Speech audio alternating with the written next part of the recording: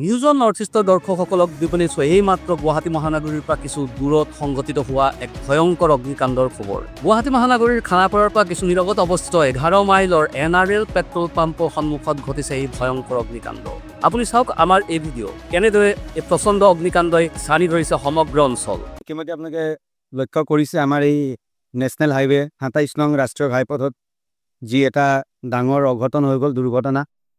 তেল টেংকাৰত যি জুই লাগি তাতে আমি খবৰ পোৱা মতে তাতে বিকট দুগৰাকৈ আমাৰ ড্ৰাইভাৰ আৰু হেণ্ডিমেন নিহত হোৱা বুলি এটা খবৰ পাইছোঁ। লগতে ওচৰতে আমাৰ গাঁও আছে 11 মাইল অপজিটত NRL পেট্ৰল পাম্প। গতিকে আমি ভগৱানক ধন্যবাদ জনাইছোঁ যে আমাৰ বিশেষকৈ গাঁৱত বা ওচৰে পাজৰে ক'তো ইমান ক্ষতি হোৱা নাই একো, যদিও এই হাইৱেত গোটেই গাড়ীবিলাক জাম লাগিছে। প্ৰায় 11টা মানৰ ঘটনা।